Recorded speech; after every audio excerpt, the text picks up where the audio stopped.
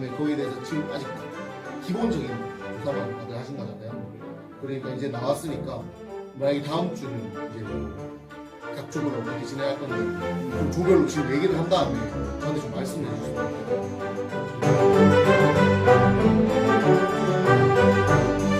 다음 얘기합시다. 전체적으로 나눠서 의견이 나왔으면 좋겠어요. 그리고 주주 같은 경우는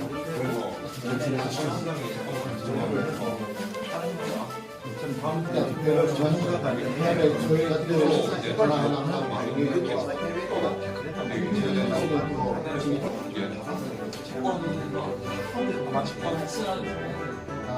확실하게 그런 거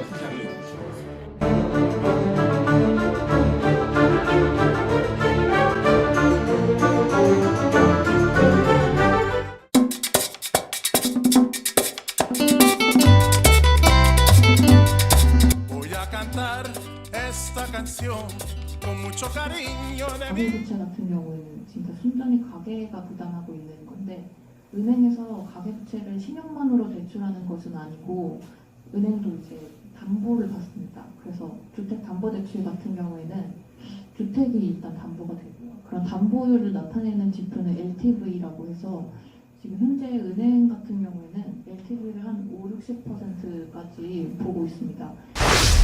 양산이고요. 가계부채가 증가하고 있다는 것만으로 문제가 있다고 볼 수는 없다라고 하신 것 같습니다.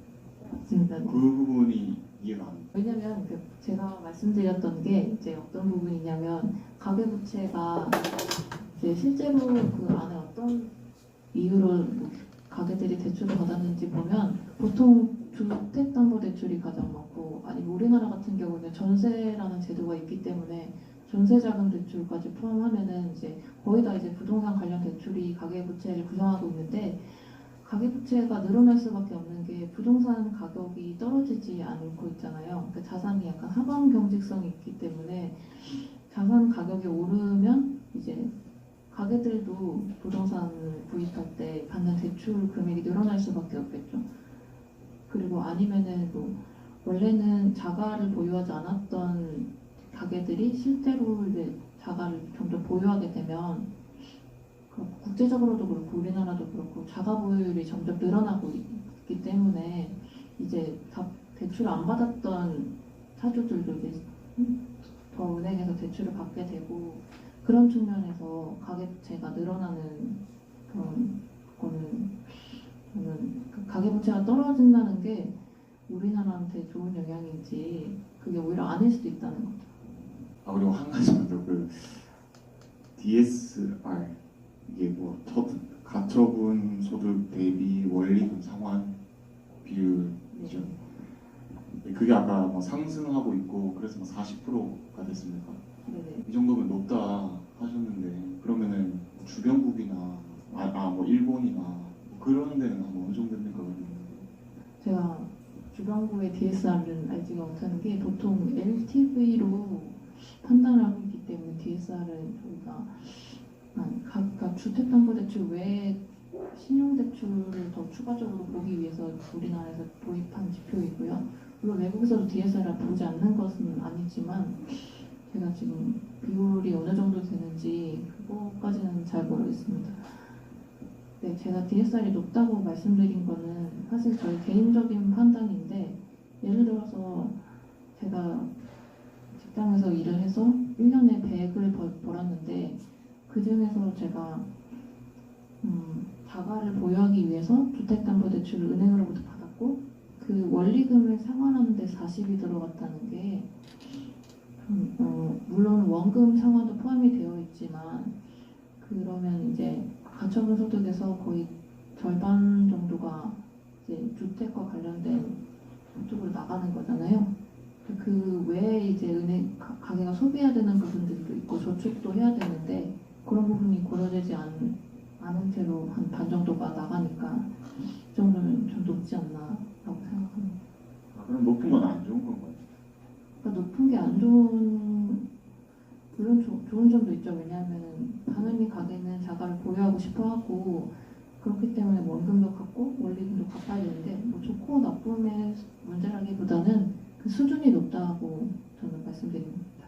아까 물론 이제 그 금융안정서에 나와 있는 질문 말고 좀 다른 질문이지만 아까 시도 전월세 가격 중에서 울산이 유일하게 2017년에서 2018년 대비 유일하게 마이너스 폭이 굉장히 심했던 것으로 보이는데 오늘 지역적인 질문을 드리자면 그 이유가 어떤 것에서 비롯되는지 좀 여쭤봐도 될까요? 지금 여기 울산에 있죠.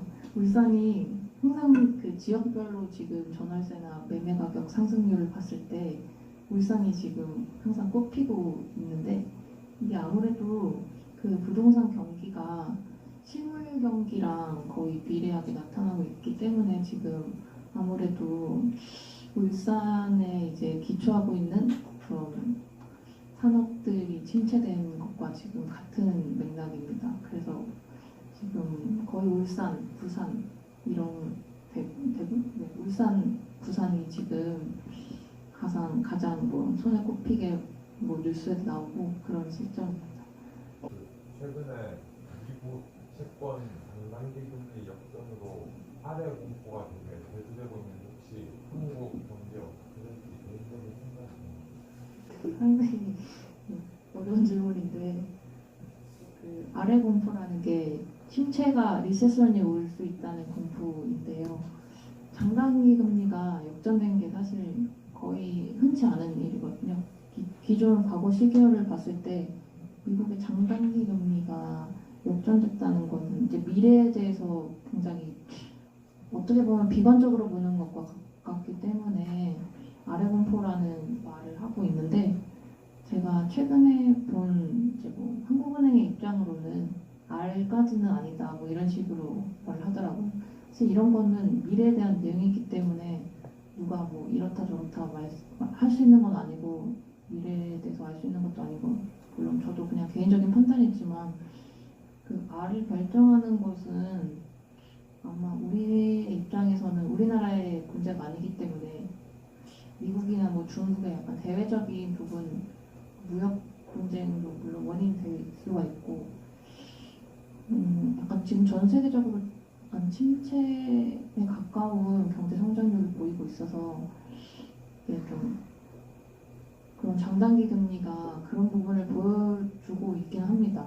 근데 뭐 앞으로 어떻게 될지는 사실 알 수가 없는 부분이죠. 금융안정서 페이지 2018년 12월 66페이지에 나와 있는 건데 이 바젤 3가 어떤 건지가 제가 명확하지가 않아서 그 안정서를 찾아보니까 그게 LCR 그러니까 유동성 커버리지 비율이랑 그리고 NSFR 그러니까 순환정자금 분할 비율 이렇게 구성되어 있다고 설명이 되더라고요. 근데 그 중에서 NSFR 같은 경우는 사실 그 거기 나와 있는 설명서에 나와 있는 거는 일본이나 미국 이유같이 이제 주요 금융시장이 있는 곳에서는 NSFR을 따로 채택을 하지 않고 있는데 우리나라가 유독 2018년에 이걸 채택을 해서 통계를 매기고 있다. 이제 이렇게 제가 이해를 했는데 따로 그렇게 NSFR을 채택하게 된 이유는 어떤 건지 우리나라도 따로 선진국이라고 얘기한 거지만 일본이나 미국, EU처럼 자국의 금융시장의 어떤 사정을 이유로 해서 거부할 수는 없었는지 그거에 대한 전후 사정을 좀 듣고 싶습니다.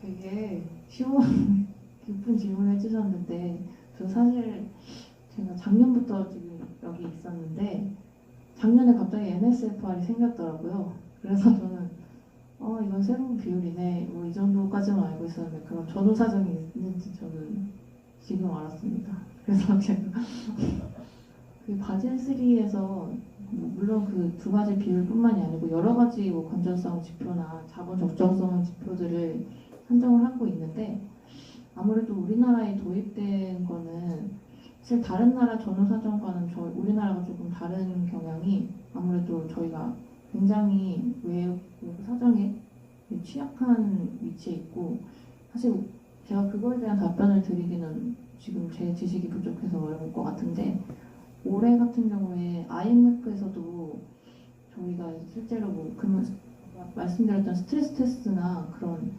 건전성 관련된 모니터링을 제대로 수행하고 있는지를 실사를 왔습니다. 그래서 한국은행뿐만이 아니고 뭐 기획재정부나 금융위에서도 지금 IMF에 관해서 대응을 하고 있는데 그 내용을 보시면 굉장히 우리나라에 대해서 엄격하게 진행을 하고 있는 것을 알 수가 있습니다. 그래서 아무래도 저희가 외부에서 붙여지기에는 선진국으로 분류가 지금 안 되고 있고 신흥국도 아닌 선진국도 아닌 그 중간에서 저희가 위치를 하고 있어서 그런 비율의 도입 이런 부분에서 저희가 좀 빠르게 하는 측면이 있고 그렇게 해서 사실 나쁠 것은 없는 게 우리나라가 좀 대외가 국가 리스크가 있는 편이거든요. 왜냐하면은 사실 저희가 보기에는 굉장히 안정적이라고 판단이 되지만 아무래도 대북 리스크도 있고 그런 대외적으로 봤을 때는 우리나라는 국가 리스크가 높은 편이라고 판단이 되기 때문에 그런 여러 가지 요소들이 고려되지 않았나 생각합니다. 그 부담을 상쇄하기 위해서 그런 바젤 3의 근데 그거는 제가 저의 그냥 뇌피셜이고 그 의견을 제가 듣고 싶었고요.